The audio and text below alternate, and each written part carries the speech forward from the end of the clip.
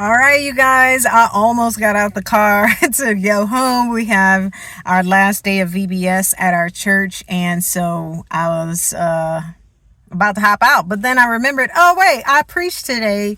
It's time to give the after preaching background tidbits, that video. Let's do it. Let's do it. So, hi, my name is Sejana Yu.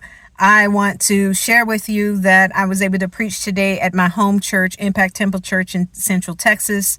And what my sermon was about, it was Next Level Living Part 2. Because remember what I said last week?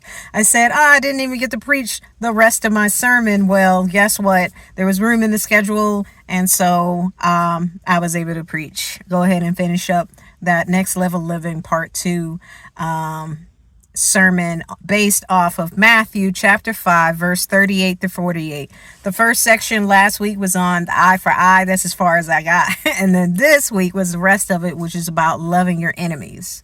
So basically, I already had the manuscript together because, like I said, I was going to preach it last week. But what I ended up doing this time, keeping in my mind for this preaching sermon, to preach this sermon this week, what was in my mind was the time. Like, okay, our church has been working on trying to keep our worship service to 1 hour for various reasons. And, so I need to help with that by trimming down my sermon. Well, guess what happened last week? As you know, if you watched the whole sermon, it's about 44 minutes long, which, looking at the eyes of the people in the audience, they were with me.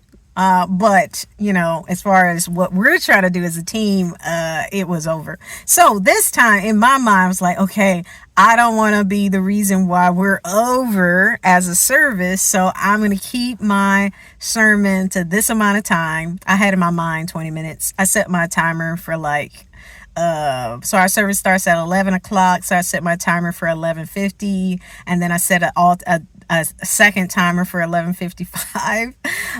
But things were kind of like running on, so I didn't come up with my full 20 minutes. And so I was like, I'm going to keep going.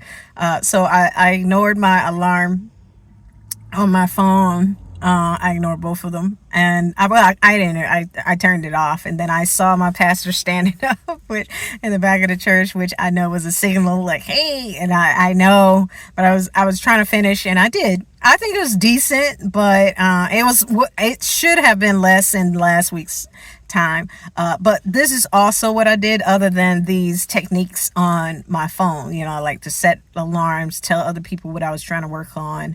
Other people in leadership, I didn't want the congregants to know that, oh, she's like, what time is it? So also I changed my phone, which is always up there with me, because I try to audio record my sermons just in case something happens and something happens to the video.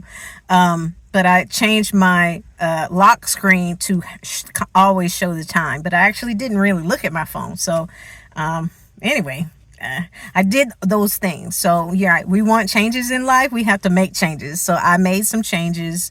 Also, this is what I wanted to share as far as my preaching tip goes. I thought that what I should do is what is the main point? What is the main point? What do I want people to walk away with? And there was a clear main point that I wanted people to walk away with that I kept hitting things back to.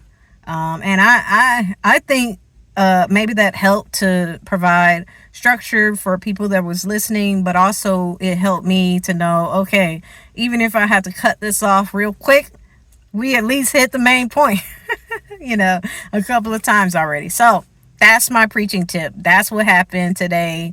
I'm excited about the sermon. I'm excited about the way I delivered the sermon. I started off strong and was hyped because really, there's so much stuff happening in life. We don't have time to waste. We're here for a reason.